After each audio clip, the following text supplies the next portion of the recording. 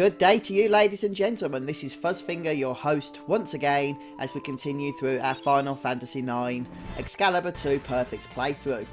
So kicking off the session, which is D2-06, for those following along with the Thomas's Game Facts Guide, link in description. We're going to be encountering numerous battles today, and pretty much we're going to be following the same strategy for all of them.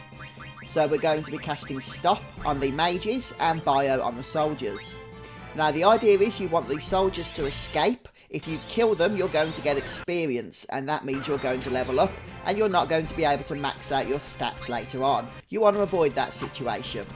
So Bio on AoE form, plus a dagger attack from Zidane, possibly might be necessary in order to get those guys to escape. Now for these mages, the Type B mages, what I recommend, you don't have to do this, but if you just stick Battle Assist on, because you need to get Stop cast on these guys, then you can get 2 rounds of stopping each turn, and that'll just give you a chance of finishing the battle even faster. The guide does say to use Freya's Needle Fork as well, which you can do, but I don't think there's really any need to if you're using Battle Assist and double Stop.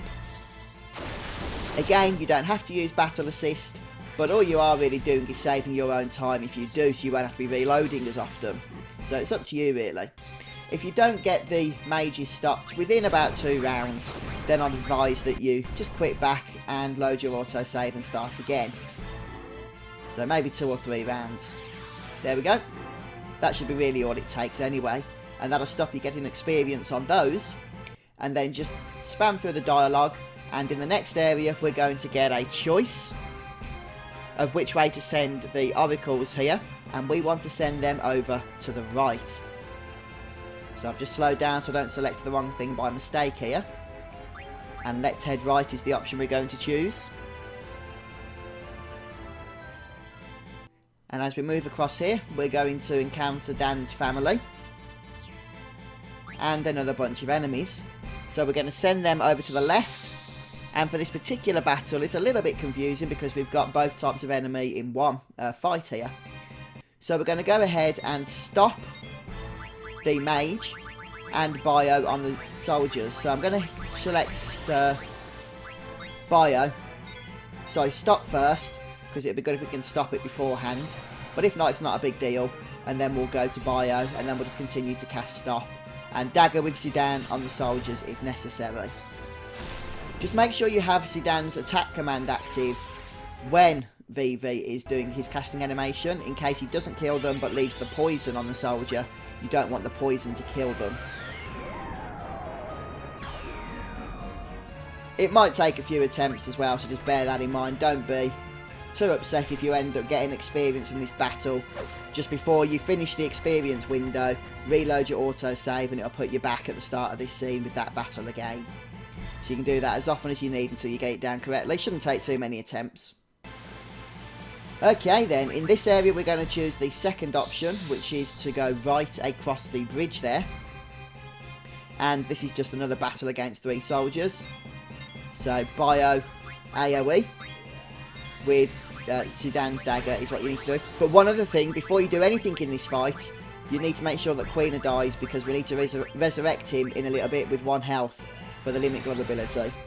So this is the final battle and opportunity we have to get him killed off. So make sure you just use one of your characters. Freya's probably best to just one-shot Quina and take him out of the battle.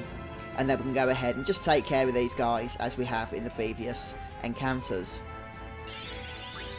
So there comes the AoE Bio attack. And then I'm just going to target them with Zidane's dagger. Should they not escape? Looks like there's 2 left. So we'll go ahead and target them one at a time. I won't do anything else now apart from hit them with Zidane's dagger here. Even in trance mode, Zidane's dagger doesn't kill them, so don't worry about that. Just sends them packing, so to speak. Right, so that's the end of the forced XP encounters and how we avoid the experience on all of them. It doesn't matter what option you select there, really. Just mash the X button to get through these cutscenes until we eventually gain control of our party again inside the temple cathedral place.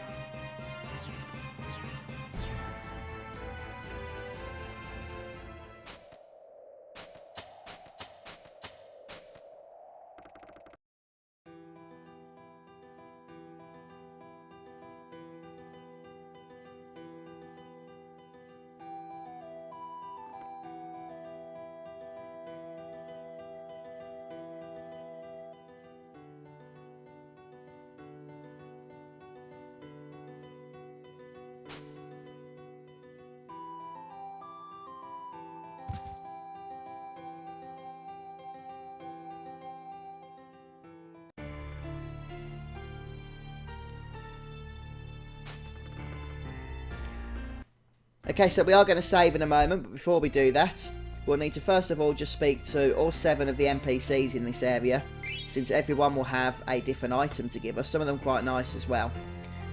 But this woman can be a bit of a pain to speak to because you end up speaking to her kids a little bit too easily, unfortunately. And the 2 down here. And then there's just 2 more on the other side by the Moogle. And the guide recommends you save at this point, but I'm going to recommend that you actually go ahead and sort your character's equipment out first. You can get that into the save file. And the way we're going to do this is, first of all, just removing all of Quina's equipment and just giving him the fork. There we go. And then we're going to give Zidane the mithril dagger, leather hat, bone wrist, mithril vest and yellow scarf. Yellow scarf, there it is. VV, we're going to swap his hat for the feather hat and give him the leather wrist and swap his accessory for the coral ring. If you've got the magician robe, give him that as well. And then Freya, we're going to give him the the mithril helm and the linen cuirass, and just remove the accessory there. Right, in terms of abilities, just make sure Zidane has auto potion and bandit. They're towards the bottom of the screen, so just R1 down. And then on Freya, make sure she's got cover and insomniac. And that should be it. We're good to go now, so go ahead and use the magnet if you didn't at the sinkhole earlier on. I did. And then you're ready to save your game as we continue on. This isn't the end of the session, but we need to save here because we've now got to resurrect Quina on 1 health using Phoenix down, and this can take a few attempts. So what you want to do is just go to the menu here, Phoenix down, resurrect Quina. If he's resurrected with anything other than 1 health, then reload the save game you just created. The limit glove, awesome blue magic ability, doesn't work if he has even a single point more of health than that. Head outside and we get our next encounter against Beatrix. And this is a nice easy one. You simply have to cast Limit Glove with Quina and it's going to end the fight. Now if Beatrix kills Quina before you get a chance to do that, then just reload your auto save, not your main save. Unless you saved after getting Quina on 1 health, just reload your auto save. But fortunately I've managed to do this on the first attempt here. But so long as Quina doesn't get hit and killed, then that's all there is to this fight. Simple as that. And after this, we'll get some more cutscenes.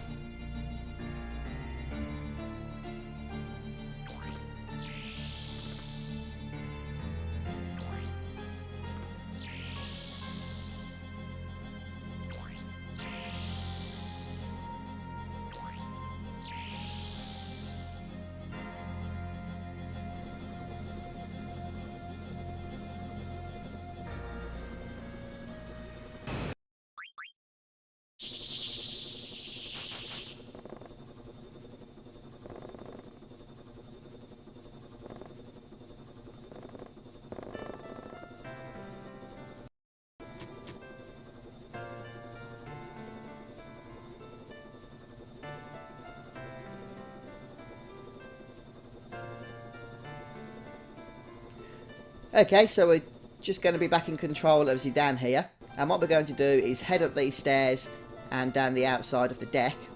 And that's going to kick off another cutscene involving Beatrix and Bram.